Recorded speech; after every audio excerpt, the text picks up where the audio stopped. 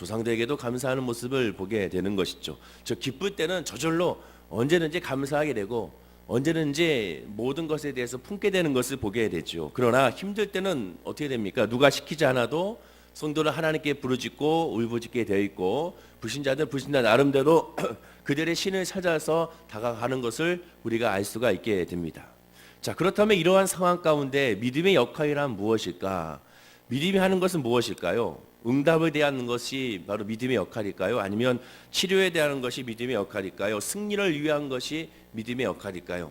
성경은 믿음의 역할이 그런 것이라고는 말씀하고 있지 않습니다. 물론 결과적으로 봤을 때 믿음의 역할이 응답과 치료와 승리가 될 수 있을지 모르지만 그러나 진짜 믿음의 역할은 무엇이냐? 때에 따라서 우리가 계속 바뀌는 이 마음, 기쁠 때는 감사하고 슬플 때는 감사하지 못한 이러한 마음들, 그런 마음들을 흔들리지 아니하도록 마음의 중심을 바로잡게 하는 것이 바로 믿음의 역할인 것을 보게 됩니다. 즉 믿음은 하나님의 말씀이라는 그런 추로 인해서 오뚜기처럼 흔들리는 것 같으나 그 중심은 변하지 아니하는, 요동치는 것 같으나 역시 그 중심은 요동치지 아니하는, 언제나 어떠한 상황에서도 늘 하나님 말씀 중심으로 흔들리지 아니하는 그러한 성도가 되는 것이 바로 이 믿음의 역할인 것을 우리가 살펴볼 수가 있고 우리가 알 수가 있게 되는 것입니다. 그래서 기쁘지 않아도 감사하고 찬양할 수가 있고 힘들지 않아도 항상 기도할 수 있는 능력이 바로 이 믿음이라는 것에서 나타나는 능력이다, 또한 믿음의 역할이다라고 할 수가 있게 되는 것입니다. 바로 성경 중에서 이러한 시편의 말씀을 살펴보게 되면 이러한 말씀들이 가장 많은 그러한 말씀이 이 시편의 말씀이고 그로 말미암아 많은 성도님들에게 위로와 은혜를 주는 말씀이 바로 시편이 아닌가라는 생각이 들게 됩니다. 시편 안에는 이 믿음의 역할이 무엇인지를 잘 설명해 주는 구절이 많이 있기 때문에 그렇습니다. 자, 그 시편 중에서도 유독 다윗의 시편을 살펴보게 되면 더욱더 큰 은혜가 되고 더 큰 하나님의 역사를 체험하게 됩니다. 왜냐하면 이러한 믿음의 능력이 다윗의 시편에는 고스란히 담겨져 있기 때문에 그렇습니다. 다윗을 보면 평생을 두고 우리와 동일한 종류의 인생의 여러 가지 많은 아픔과 시련을 겪어왔음을 보게 됩니다. 그리고 다윗 정도 되는 믿음의 사람이라면 어떠한 믿음에서도 흔들리지 아니하고 요동치지 아니하고 늘 주님을 바라보면서 할렐루야 아멘 할 줄 알았더니 그러나 시편을 살펴보게 되면 그렇지 아니하고 하나님 앞에 원망하고 하나님 앞에 탄식하고 하나님 앞에 떼쓰고 하나님 앞에 토라진 것 같은 그런 모습을 보이는 그러한 사람이 바로 이 다윗인 것을 우리가 보게 됩니다. 침상과 눈물로 적시면서 밤새 하나님께 구원을 간구하는 사람이 또한 이 다윗이었음을 보게 됩니다. 마치 우리의 모습과도 같은 것을 보게 되죠.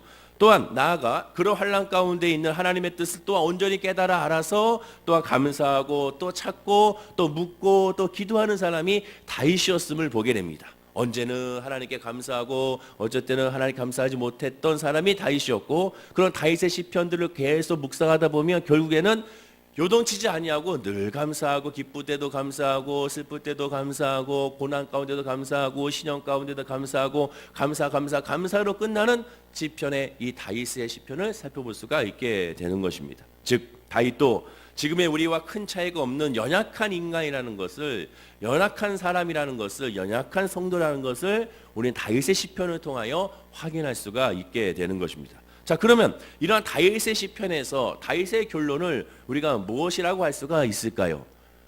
시편 1편을 통해서 확인할 수 있을까요? 시편 23편을 통하여 확인할 수가 있을까요? 시편 84편을 통하여 확인할 수 있을까요? 네, 물론 다 확인할 수가 있을 것입니다. 그러나 제가 개인적으로 봤을 때 오늘 본문 말씀이 다윗의 결론의 하나의 구절이 아닌가라는 생각이 들게 됩니다. 우리 본문 19절 말씀만 먼저 한번 읽어보겠습니다. 자, 19절입니다. 시작.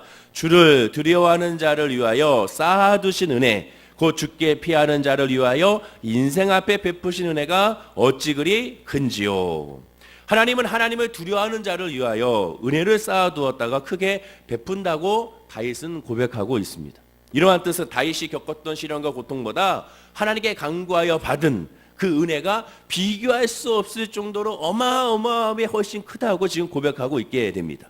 중요한 것은 시련과 환난과 고통이 사라지지 않았습니다. 여전히 남아있지만 하나님께 기도하고 하나님의 말씀을 통하여 하나님의 위로를 받았을 때 그 시련과 고통과 아픔과 상처가 하나님의 은혜에 비해서는 아무것도 아니었구나라는 것을 깨달았다라고 고백하게 되는 것입니다. 쉽게 말해 하나님의 은혜가 시련과 고통과 아픔과 질병을 잡아 삼켜버리게 된 것이죠. 그것을 품게 되는 것입니다. 그런 마음이 보이지 않게 된 것입니다.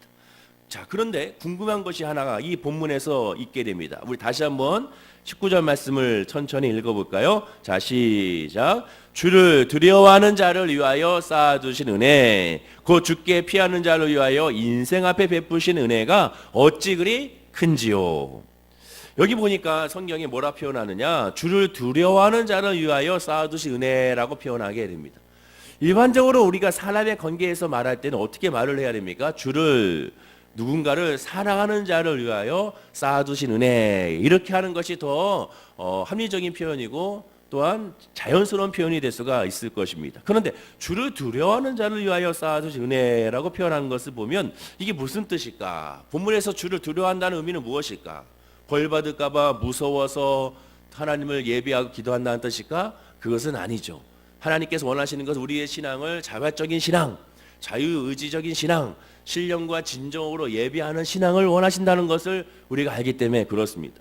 그럼 왜 주를 두려워하는 자를 위하여라고 두려워한다라고 표현했을까?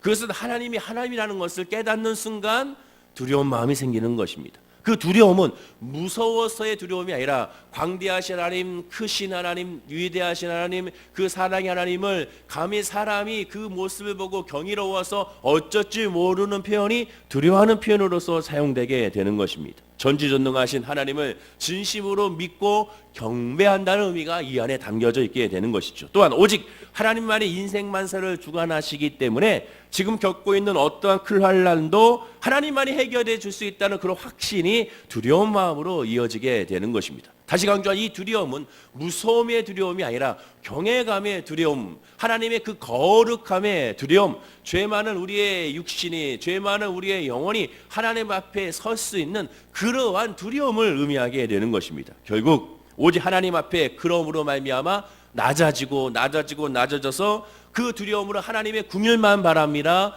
하나님의 사랑만 바랍니다. 하나님의 역사하심만 바랍니다. 하나님의 섭리만 바랍니다. 라는 고백을 할 수밖에 없는 엎드림이라는 뜻이 이 안에 담겨져 있게 되는 것입니다. 따라서 본문에는 주를 두려워하는 자를 위하여 쌓아두신 은혜를 어떻게 표현합니까? 곧이라고 표현하죠. 이 말씀의 뜻은 곧 주께 피하는 자를 위하여 인생 앞에 베푸신 은혜라는 것이죠. 쌓아두신 은혜가 어떤 은혜입니까? 인생 앞에 베푸신 은혜. 또한 주를 두려워하는 자를 위하는 것은 두려워한다는 것, 주께 피하는 자라는 것을 설명하는 것을 보게 되는 것입니다. 은혜를 이미 쌓아두었기에, 은혜를 이미 예비해 두었기에 하나님께 피하면 모든 것을 다 알 수가 있고 깨달을 수가 있다는 것입니다. 이는 마치 마라톤 경주를 보면 아시겠지만 마라톤 경주 하다 보면 마지막에 코스에 들어왔을 때 이미 그 사람 한 사람 한 사람을 위하여 수건을 준비하고 또한 물을 준비하고 또한 의료진도 준비되어 있고 트레이너도 준비되는 것을 보게 되는 것이죠. 힘들고 지친 인생의 길에서 항상 하나님은 언제든지 살릴 수 있고 구해줄 수 있고 도와줄 수 있고 또 옆에서 이끌어줄 수 있는 그런 은혜의 역사가 항상 준비되어 있다는 것을 말씀해 주는 것입니다. 자, 그런데요, 여기서 아주 중요한 오해를 하나 가질 수가 있습니다. 그것은 하나님은 우리가 기도를 해야만 모든 문제를 해결해 준다고 생각하는 경우가 있는데 그렇지 않다는 것이죠. 성도에게 기도를 하면 하나님의 문제가 해결되고 기도를 통하여 이런 유가 나갈 수 없는 것을 보게 됩니다. 그런데 문제는 뭐냐? 기도를 해야만 문제를 해결해 준다고 생각한다면 그것 자체가 또한 잘못된 생각이라는 것을 알아야 되는 것입니다. 아니, 이게 무슨 말인가? 같은 뜻인데 새벽에 헷갈리게 무슨 말인가? 그러나 이것이 굉장히 중요한 의미를 갖게 되는 것이죠.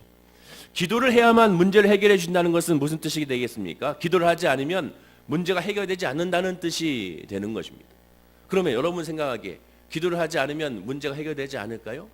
의외로 그렇게 생각하시는 분이 많은데 성경은 그렇게 우리에게 말씀해 주지 않습니다. 엄격히 따지면 성도가 기도하지 않았는데도 불구하고 하나님의 보호하심과 인도하심이 어마어마하게 많은 것을 보게 됩니다. 우리가 성령으로 깨닫지 못해서 그렇지 우리가 기도하지 않은 것들이 하나님의 인도로 말미암아 얼마나 많이 응답받는지 여러분 아십니까? 하루하루에도 하나님의 역사하심이 얼마나 우리에게 크고 비밀한지를 아시냐는 것을 지금 묻고 있는 것입니다. 우리가 알지 못할 뿐 하나님의 천군 천사가 우리를 위하여 항상 보호하고 인도하신다는 것을 우리가 깨달아 알 수가 있게 되는 것이죠. 그럼 왜 기도하지 않았는데 해결될까요? 내가 하지 않았는데 왜 역사가 일어날까요? 성경은 우리에게 분명히 말씀합니다. 우리를 위하여 성령께서 말할 수 없는 탄식으로 늘 기도해 주신다라고 말씀하고 있음을 우리가 기억해야 되는 것이죠. 로마서 8장 26절에 말씀하기를 이와 같이 성령도 우리의 연약함을 도우시나니 우리는 마땅히 기도할 바를 알지 못하나 우리는 마땅히 기도할 바를 알지 못하기 때문에 오직 성령이 말할 수 없는 탄식으로 우리를 위하여 친히 간구하시니라. 오늘 이 시간에도 우리가 마땅히 기도할 바를 알지 못하기 때문에 하나님께서 성령께서 우리를 위하여 지금 기도해 주고 있다는 것이죠. 그 성령의 기도는 24시간 내내 쉬지도 않고 졸지도 아니하시고 늘 우리를 위하여 친히 간구하신다라고 말씀하게 되는 것입니다. 기도를 해야만 문제를 해결해 준다는 것은 기도만 하면 문제가 해결된다는 의미가 포함되어 있습니다. 그 뜻은 무엇입니까? 기도가 능력이 된다고 생각할 수가 있게 됩니다. 기도가 능력을 얻는 수단이 될 수가 있습니다. 늘 예수 그리스도를 믿는 기독교는 사단이 미혹의 영이라고 하죠. 우리를 미혹시킵니다. 이게 무슨 말이야? 그렇지 않다. 아니라는 것이죠. 기도만이 능력을 만들게 되면 기도가 우상이 될 수가 있음을 기억해야 되는 것입니다. 기도라는 행위가 우상이 될 수 있음을 기억해야 됩니다. 예수 그리스도의 믿음보다 기도가 자기도 모르게 우선순위가 될 수 있음을 기억하고 깨달아 알아야 되는 것입니다. 여러분께 한번 물어볼까요? 기도가 만능입니까? 기도가 응답입니까? 그렇지가 않습니다. 기도가 만능이고 기도가 응답이 아니라 예수가 만능이고 예수가 응답이라는 것입니다. 이게 무슨 소리인가? 같은 것이 아니면 전혀 같은 소리가 아닙니다. 왜 기도를 합니까? 기도는 예수 그리스도를 만나고 예수 그리스도를 의지하고 예수 그리스도를 구하는 통로지 그것 자체가 능력이요 그것 자체가 응답이요 그것 자체가 치료요 그것 자체가 변화가 아닌 것입니다. 기도를 해야만 응답받는다가 아니라 기도를 해야 응답받는 것이 왜? 기도를 통하여 예수 그리스도를 만나야 되는 겁니다. 기도를 했는데 예수 그리스도를 만나지 않으면 기도를 했는데 예수 그리스도가 없는 기도는 절대로 응답의 역사가 이루어지지 않는 것이고 그것은 그저 주문일 뿐이라는 것을 우리가 기억하고 깨달아 알아야 되는 것입니다. 이러한 기도를 하나님께서 전혀 귀를 기울이지 아니하시고 오직 하나님의 노여움을 살 뿐이죠. 바리새인이 사람들 앞에 보이려고 기도했습니다. 그러면 그 사람이 기도를 하지 않은 것은 아니죠. 분명히 기도를 했습니다. 그러나 그 기도가 응답받았습니까? 하나님께서는 그 기도를 듣지 아니하셨음을 예수님께서 말씀해 주셨습니다. 왜? 예수 그리스도가 없기 때문에 그렇습니다. 예수 그리스도의 보혈의 능력이 없기 때문에 그렇습니다. 하나님의 구민하심과 자비하심, 다윗과 같이 하나님 앞에 두려워 떠는 겸비하는 마음이 없었기 때문에 응답이 되지 않는 것입니다. 성도가 기도를 하면 문제가 해결된다는 것은 어떤 의미가 됩니까? 본문의 말씀처럼 쌓아두신 은혜를 진정으로 하나님을 두려워하며 하나님께 피하게 되는 것이 바로 기도를 통하여 나타나게 되는 것이고 기도를 통하여 의지하게 되는 것입니다. 결국 기도를 통하여 예수 그리스도를 발견하게 되는 것입니다. 성도의 기본적인 믿음의 자세는 바로 여기서부터 출발하게 되는 것입니다. 뭐든지 말씀을 봐도 예수 그리스도, 기도를 해도 예수 그리스도가 되는 것입니다. 서두에 말씀드린 것처럼 시험과 환난과 어려움이 그렇게 많이 다가와도 하나님께 기도했더니 그 하나님의 은혜가 시험과 환난과 어려움을 다 포함하고 다 포용해버려서 그것이 가려진 것처럼 우리는 기도로 말미암아 예수 그리스도를 만나서 지금의 질병과 지금의 문제와 지금의 어려움들이 그 예수 그리스도를 만남으로 말미암아 다 포용되어지고 그것이 다 사라져버리게 되는 것입니다. 분명한 것은 현실적으로는 남아있을지라도 내 영혼 가운데 내 믿음 가운데서는 그 모든 문제가 다 주님께 맡김으로 말미암아 사라지게 되는 것입니다. 그것이 바로 응답이고 그것이 은혜의 시작인 것입니다. 하나님은 오직 성도의 중심을 보시고 역사하십니다. 그래서 성도 또한 최소한 기도할 때만큼은 자기의 중심을 하나님께 남김없이 완전히 토해내고 드려지는 것이 바로 기도를 통하여 예수 그리스도를 만날 때 이루어지게 되는 것입니다. 우리말로 하나님께 기도만 하면 그리고 기도하면이라는 글자가 단 하나의 글자 표현인데 불구하고 엄밀히 따져 이렇게 어마어마한 차이가 나타나게 됩니다. 다시 정리해드리면 기도만 하면은 기도하는 형식만 취하며 응답해 준다는 뜻이기 때문에 틀린 진술이 되죠. 기도만 하면 응답받습니다가 되는 것이 아닙니다. 기도하는 종교 행위가 만사 형통이 될 수가 있기 때문에 그렇습니다. 그러나 기도하면이라는 것은 하나님 앞에 예수 그리스도에 나간다는 것을 의미하기 때문에 그로 말미암아 주님을 만나는 의미가 그 안에 있어서 그로 말미암아 응답받는다는 것이 여기에 나타나는 통로의 역할이 바로 기도라는 것을 통하여 이루어지게 됩니다. 지금 오병이어 기도에도 마찬가지입니다. 오병이어의 기도에 참석함으로 말미암아 응답을 받는다. 오병이의 기도를 참석하는 마음에 응답의 역사가 일어나진다? 그것이 아닌 것이죠. 오병이의 기도를 통하여 예수를 만나야 응답이 이루어지고, 예수를 만나야 치유함이 이루어지고, 예수를 만나야 역사가 나타나게 되는 것입니다. 오병이의 이 기도에는 통로의 역할일 뿐이죠. 오직 예수 그리스도를 만나는 통로라는 것을 우리가 기억하고 깨달아 알아야 됩니다. 내가 이 예배 시간에 앉아만 있었더니 이제는 응답이 됐다? 그것이 아니라는 것이죠. 주님께 이름을 부르짖으며 하나님 앞에 입술을 열어 주여 도우소서라고 하나님께 바라봐야 주의 은혜의 역사가 나타나게 되는 것입니다. 만약에 기도만 하면은 강조하게 되면 어떤 역사가 나타납니까? 기도의 응답이 자신에게 맞춰지게 되어 있습니다. 그래서 왜 응답이 되지 않는지 의심과 불평이 끊임없이 이어지게 되는 것이죠. 그러나 기도하면, 즉 예수 그리스도를 만나는 통로로서 기도를 하게 된다면 오직 예수 그리스도 이름으로 아버지의 이름의 권세를 믿고 의지하기 때문에 내가 지금 기도하고 있다는 이 자체만으로도 감사가 이루어지게 됩니다. 내가 주님을 부르짖을 수 있다는 이 자체만으로도 은혜 가운데 기쁨을 누리게 되죠. 이 시험과 환난과 어려움 가운데 내가 주의 성전에서 예수를 부르짖고 있다는 이 자체, 와, 내가 다른 데 가지 아니하고 실망과 저주 가운데 있지 아니하고 내가 이 상황 가운데 예수를 부르짖고 있구나, 이 차이만으로도 기쁘고 감사하고 넘쳐나는 것이 기도만 하는 사람이 아닌 기도하는 사람의 특징인 것을 깨달아 알게 되는 것입니다. 그런데 더 큰 차이가 오늘 본문에 나옵니다. 다윗의 고백대로 하늘의 은혜를 쌓아두었기 때문이라고 말씀하게 되죠. 쌓아두었다는 것은 이미 뭡니까? 기도하기 전부터 이미 이루어져 있다는 겁니다. 기도하기 전부터 이미 쌓아두었다는 겁니다. 하나님께서 이미 우리에게 모든 것이 합력하여 선을 이루도록 이미 응답을 다 예비하셨고, 하나님의 열매가 다 예비되어 있고, 모든 것이 예비되어 있고, 모든 해결책도 미리 마련되어 있음을 성경은 말씀해 주고 있게 되는 것입니다. 그렇다면 모든 응답과 해결이 다 되었다면 하나님은 성도가 오직 겸손하게 하나님 앞에 나오기만 원하시는 것입니다. 나만 바라봐라, 그러면 내가 다 채워주겠다라는 것이죠. 그것만 하라는 것입니다. 이미 다 이루어짐을 알고 감사함으로 구하라고 하신 말씀이 여기에 있음을 우리가 알게 되는 것입니다. 하나님의 생각은, 하나님의 길은 우리보다 다르다고 분명히 말씀합니다. 하나님 앞에 하나 더하기 하나는 둘이 될 수가 있는 것이 아니라 하나님 앞에는 더 다른 것이 될 수가 있음을 우리가 알아야 되는 것이죠. 그래서 우리가 기도할 때 기대감이 넘치고 설렘이 넘칠 수밖에 없는 것은 하나님께서 쌓아주신 그 은혜가 어떤 것인지 우리가 알지 못하기 때문에 그렇습니다. 우리가 봤을 때는 지금의 이 문제와 지금의 이 시련은 해결할 수 있는 방법은 이것밖에 없는데 하나님은 그렇지 않다고 말씀하기 때문에 그렇습니다. 그래서 늘 기도 가운데 은혜가 넘치고 감사가 넘치고 소망이 넘치게 되는 것을 우리는 성경을 통하여 확인할 수가 있게 되는 것입니다. 바로 그것이 이방인의 기도와 또한 성도의 기도의 차이점이 될 수가 있게 되는 것입니다. 오늘 이 새벽에 하나님께서 나에게 주신 쌓아주신 은혜가 무엇인지를 한번 기대하시고 설레는 마음으로 하나님께 바라보시기를 간절히 축원하고 기도드립니다. 기도를 통하여 또한 예수 그리스도를 만나는 역사가 저와 여러분에게 있어야 되는 것입니다. 예수를 만나지 않게 되면 결코 예배에 승리할 수가 없기 때문에 그렇습니다. 예수 그리스도가 없는 기도는 결코 주의 은혜 가운데 승리할 수가 없기 때문에 그렇습니다. 예수 그리스도를 만나는 기도를 하게 되면 오늘 본문의 말씀과 같이 인생 앞에 베푸신 은혜, 그 쌓아둔 은혜가 인생 앞에 베푸신 은혜, 즉 인생 앞에 베푸신 은혜가 무엇이겠습니까? 무엇을 먹을까, 무엇을 입을까, 무엇을 마실까에 대한 은혜를 하나님께서 책임져 주신다고 말씀하고 있게 되는 것입니다.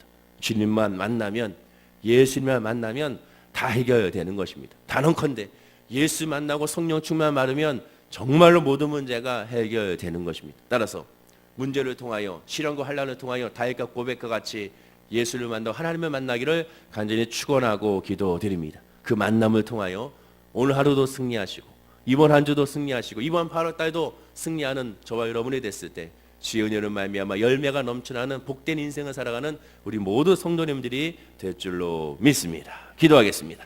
아버지 하나님, 주를 두려워하는 자를 위하여 쌓아두신 은혜라고 말씀하게 됩니다. 하나님께서는 우리를 위하여, 우리 월계 순목교회 성도님들을 위하여 쌓아주신 은혜가 있음을 우리에게 알려주셨습니다. 이제는 우리는 주께 피하기만 하면 인생 앞에 베푸시는 그 은혜가 어찌 그리 큰지를 다윗처럼 깨달아 알 수 있음을 우리가 고백하게 됩니다. 주여, 우리가 예배를 통하여 그 쌓아주신 은혜를 알기 원합니다. 우리가 기도를 통하여 그 쌓아주신 은혜를 깨달아 알기 원합니다.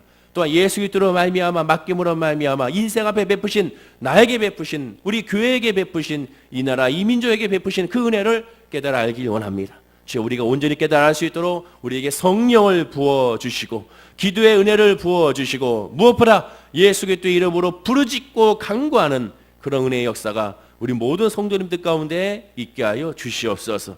무엇을 가지고 기도하십니까? 무엇 때문에 아파합니까? 무엇 때문에 힘들어합니까? 무엇 때문에 눈물 흘리고 있습니까? 주님 그 마음을 주님 아시오니 하나님께서 위로하여 주시되 오직 예수 그리스도의 이름으로 위로하여 주시고 그 십자가의 보혈의 능력으로 위로함을 받는 우리 모든 성도님들이 될 수 있도록 붙잡아 주시옵소서. 감사와 찬양을 주께 드리며 예수님의 이름으로 기도드립니다. 아멘.